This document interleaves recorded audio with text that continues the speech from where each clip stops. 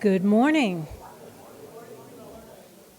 Welcome to the Unitarian Universalist Church of the Desert. I'm Joni Padduck, and I'm going to be your worship associate this morning, and I am delighted to be working alongside our newly minted settled minister, Reverend Ian, for those of you who don't know. As we begin, we acknowledge that we are on the historic homelands of the various bands of Cahuilla people, and we honor the unique relationship that we hope emerges between our community and the indigenous people and their traditional territories. Let this acknowledgement serve as a reminder to recognize, honor, reconcile, and partner with the Cahuilla people, whose lands and water we benefit from today.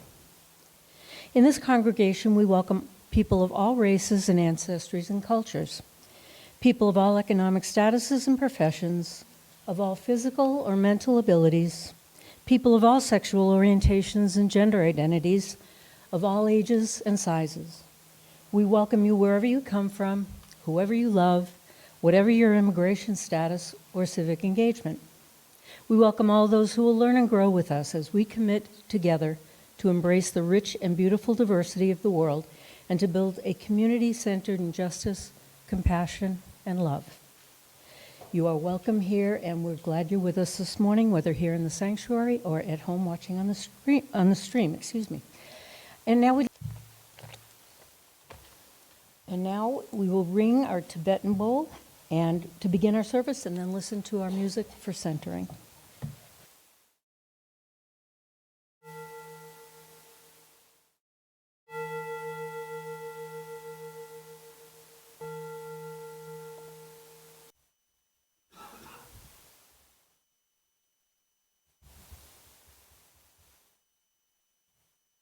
Good morning, everybody. We'll try that again. Good morning. I'm the Reverend Ian Riddell, and I have the honor of serving this congregation as its minister, and welcome to you all on this beautiful day to this beautiful congregation that is striving and thriving and working and loving together to be part of a movement towards healing the world and healing our own hearts. Welcome, all of you. I want to share opening words this morning from my colleague, the Reverend Carolyn was Minister Emerita at the First Unitarian Universalist Church of San Diego, where she and her husband, Tom, who has been here to preach, served for a couple of decades as ministers of that congregation. And she was still a strong and vibrant and important presence in that congregation when I served there a few years ago. And she passed away earlier this month. Her memorial service will be next Saturday, and I'm honored to be able to go to that. But I wanted to share and open our service today with her words. Come into this house of worship.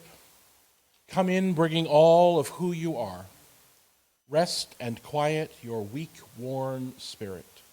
For you are here to touch again eternal springs of hope and renewal. Calm your hurried pace. For this hour, let the cares, the fretfulness, and the worry be set aside. Forgive yourself. You are so very worthy of moving on, of making new efforts, of trying again. Know that you are not alone. There is strength and caring support for you here. You will find comfort if you but ask. Look around. You are part of a potential community, a community of potential. You can make it what you will. Enter into this house of worship and be welcome today. We're going to gather ourselves together by singing Gathered Here. The words are on the screen, will be on the screen. I invite you to remain seated as we sing. We'll sing it once through in unison, and then we'll sing it in two parts. This side will start this time, and then this side will follow, and we'll sing it through until it's done, and you'll know by paying attention when we're finished. Okay?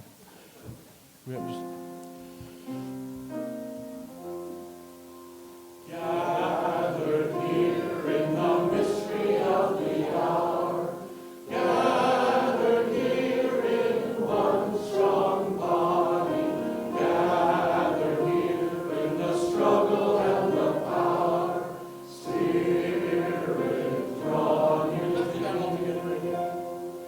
Gathered here.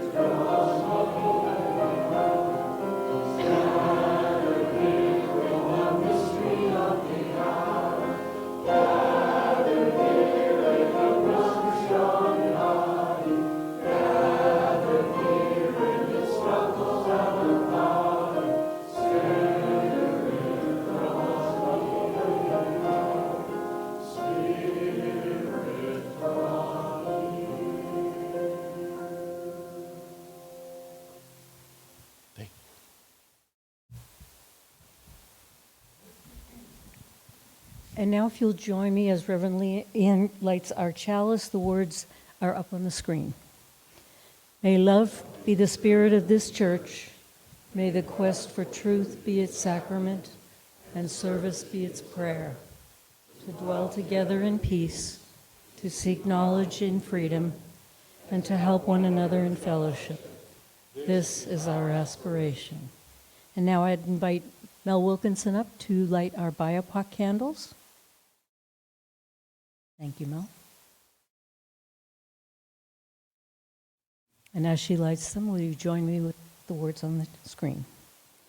We light these candles in solidarity with Black, Indigenous, and other people of color as we journey together towards spiritual wholeness.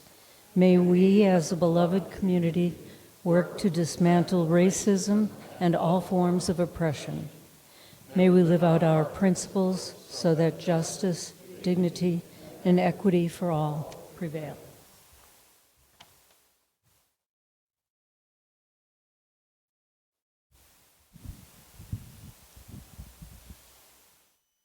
You'll notice if you've looked at the order of service, we're doing things in a little different order this morning. I invite you to rest and go with the flow. Friends, the world needs us. We know this. The world needs a lot from us. These days, especially the world and what is going on are calling us to be engaged, to not turn away, to do something, to move the world to a safer, more loving mode of being. The ongoing violence and trauma in Israel and Palestine demand of us that we speak out and act for peace and justice. For some of us, that will look like protest or standing vigil. For others, it will look like calls and letters to our elected officials to work toward ending the violence. To others, it will look like reaching out to friends and family feeling traumatized and battered and offering a listening ear and loving arms. The ongoing assault on the lives of our trans neighbors and kin in our communities demand of us that we speak out and act for safety and inclusion and celebration. For some of us, that will look like protest or standing vigil.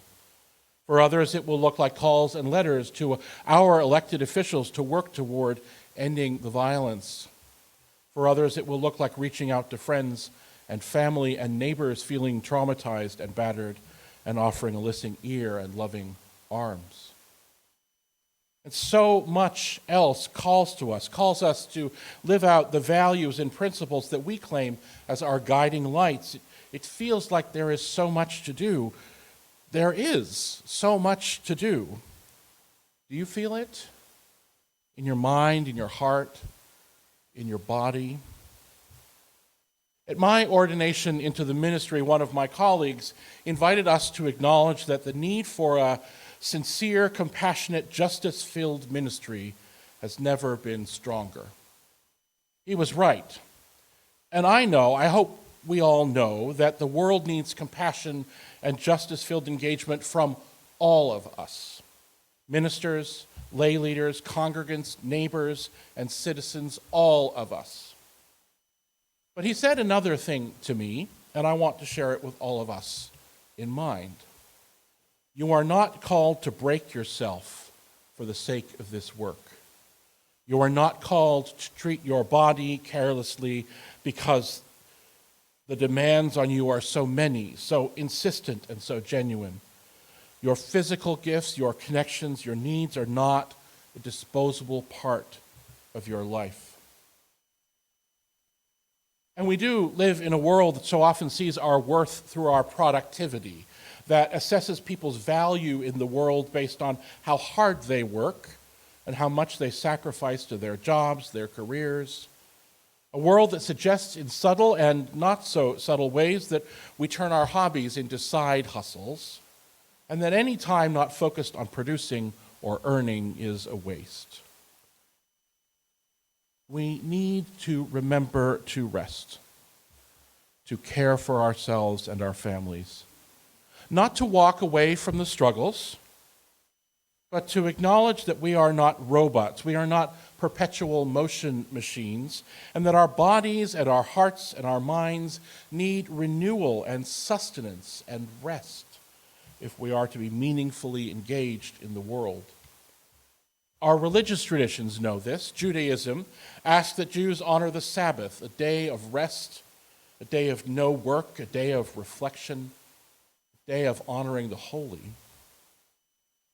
Rabbi Abraham Joshua Heschel wrote that 6 days a week we wrestle with the world, wringing profit from the earth. And on the Sabbath, we especially care for the seed of eternity planted in the soul. Now, though Islam does not hold up the Sabbath in the same way, the Quran is clear that the cycle of day and night is an intentional mercy from the Creator. If Allah were to make the night perpetual, it says, where would we find enlightenment? And if Allah were to make the day perpetual, it goes on, where would we find rest? It is mercy in this tradition that the cycle of day and night, of enlightenment and rest exist. And secular guides hold up the importance of rest as well. In The Gifts of Imperfection, researcher Brené Brown highlights cultivating play and rest as one of the guideposts of wholehearted living. She writes, we are a nation of exhausted and overstressed adults raising overscheduled children. We use our spare time to desperately search for joy and meaning in our lives. We think accomplishments and acquisitions will bring joy and meaning, but that pursuit could be the very thing that's keeping us so tired and afraid to slow down. If we want to live a wholehearted life, we have to become intentional about cultivating sleep and play, and about letting go of exhaustion as a status symbol and productivity as self-worth. Rest is crucial for our existence. It is crucial for our health. It is crucial for our thriving and our creativity and our justice-making and our work for love in the world. I want to tell you a little bit more about what we're going to do the rest of the time today. Even in our worship services, sometimes we're focused on doing and speaking and moving and singing. And today, and all of that's wonderful, but today I want to hold up resting a little bit. Hold up quiet as a practice. Now, we do share quiet each week in our meditation time, but it is often short and fleeting, and we dive right back into doing. So today, Joni and I are going to share some readings about rest. Each of them with a different focus, a different take, perhaps sparking your heart and mind in different ways. And then, each time, we're going to rest for a couple of minutes. Maybe you'll think about the reading and how it sheds some light on something for you. Maybe there will be a word or a phrase, that you wish to sit with, but all of that's great, but I'm not asking you for that today. I'm inviting you to just rest. Just breathe. There's nowhere to be. There's nothing that you have to do. Joni and Chip and I have got you. You're all good. Just be here. Just rest. And at the end of each period of rest, we'll ring the Tibetan bowl, and then one of us will lead you into the next part of the service. And so I'm going to invite Joni to share our first reading with us.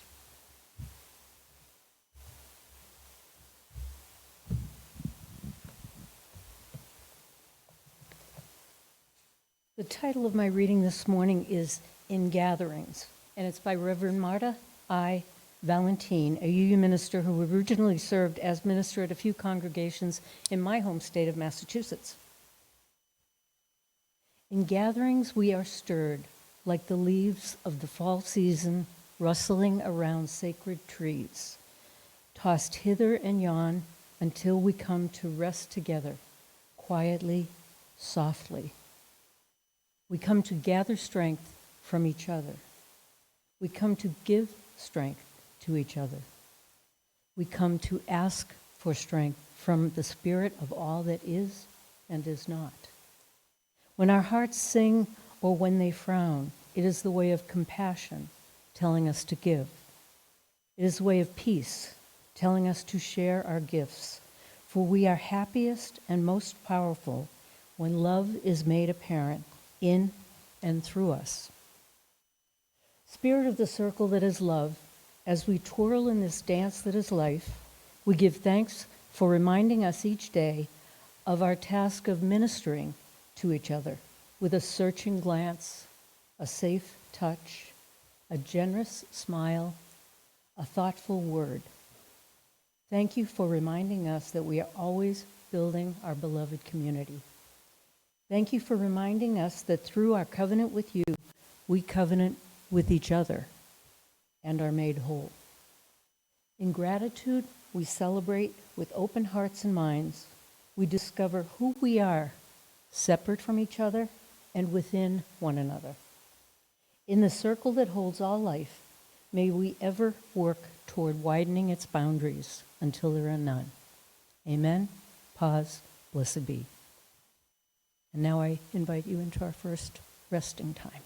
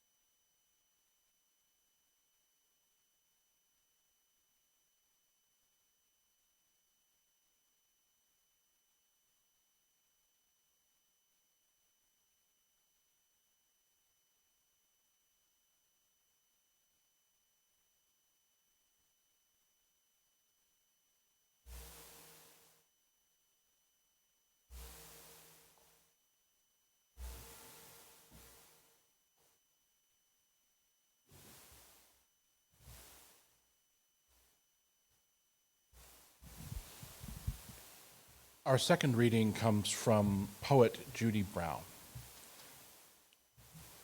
There is a trough in waves, a low spot where horizon disappears. Only sky and water are our company. And there we lose our way, unless we rest, knowing the wave will bring us to its crest again. There we may drown if we let fear hold us in its grip and shake us side to side and leave us flailing, torn, disoriented. But if we rest there, in the trough, in silence, being in the low part of the wave, keeping our energy and noticing the shape of things, the flow, then time alone will bring us to another place where we can see horizon, see land again, regain our sense of where we are and where we need to swim. Another time to rest.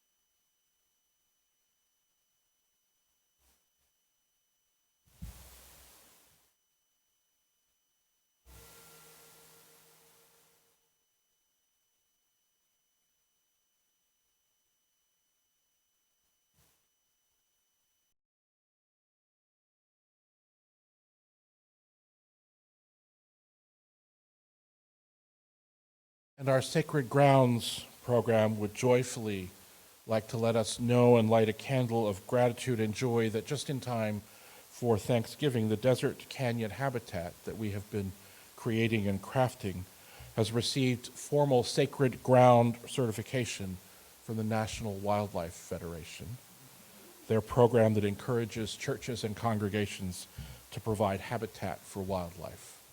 So congratulations to all of us, and especially to our Sacred Grounds folks. I'm going to invite you to sing with me quietly now a sung prayer filled with loving kindness. The words, I think, will be on the screen. And we'll sing it first, may I be filled. Second, may you be filled. And then may we be filled.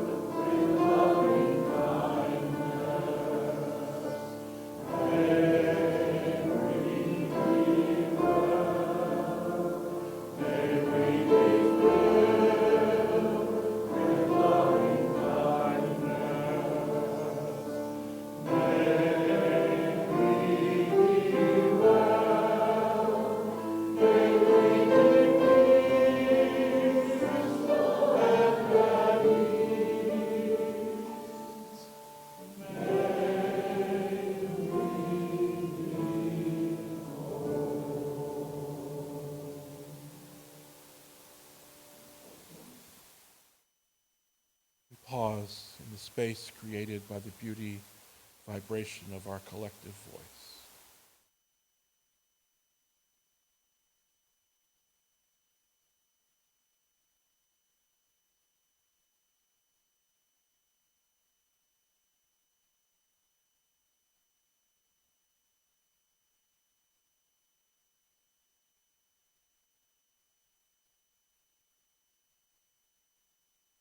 With our gathered breath, we sing together our hymns for meditation.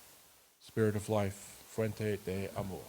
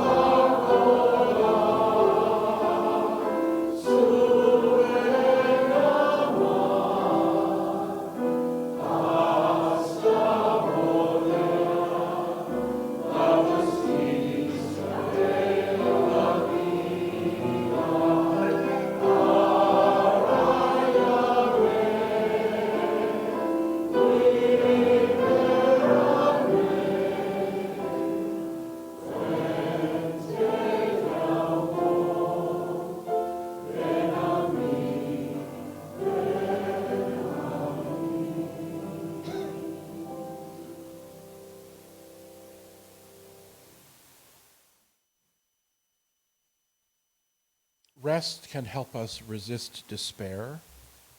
It can help us resist apathy. It can help us resist the demands of oppressive systems that demean and abuse and want us only to be cogs in a machine of greed and profit and power.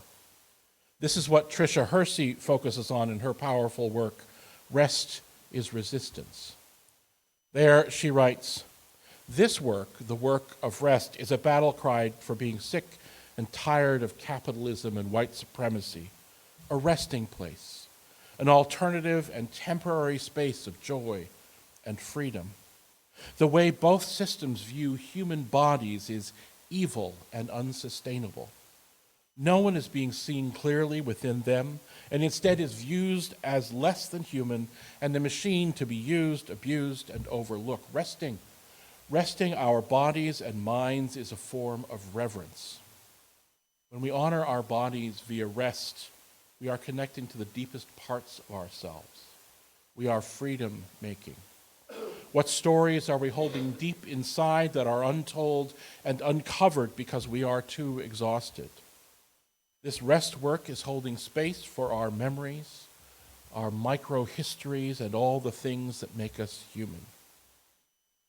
The idea of rest as resistance and rest as reparations can be challenging to distill in a few lines when I am asked to do a quick take. It's counterintuitive to believe rest to be not a place to waste time, but instead a generative place of freedom and resistance.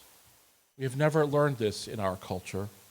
The thought of not doing, even for a short time, is seen as lazy and unproductive. So an exploration for rest as a form of justice is layered and nuanced. I have learned that one of the most concise and true ways to share the message of rest is to say rest makes us more human. It brings us back to our humanness, to be more human, to be connected to who and what we truly are is at the heart of our rest.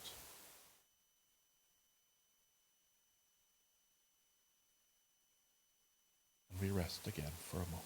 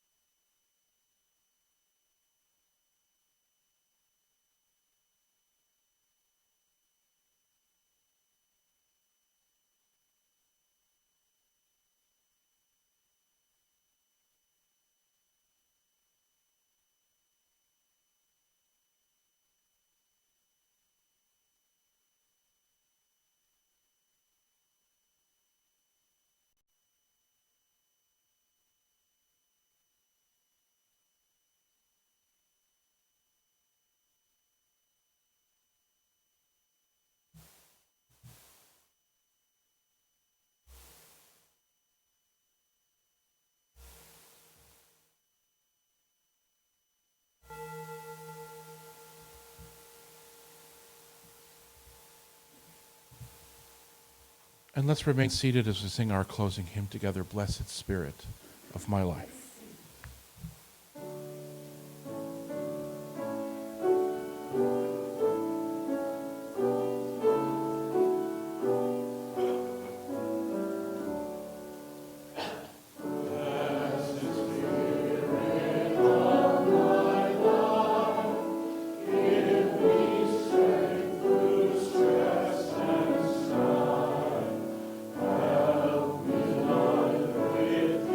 With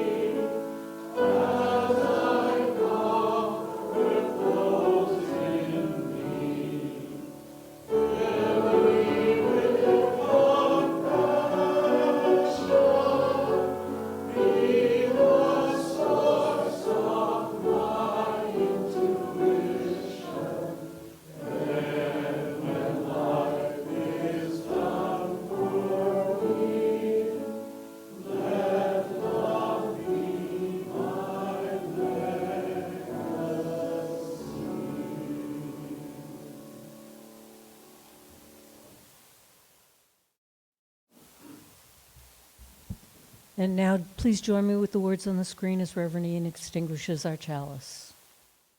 We extinguish this flame, but not the light of truth, the warmth of community, or the fire of commitment. These we carry in our hearts until we are together again.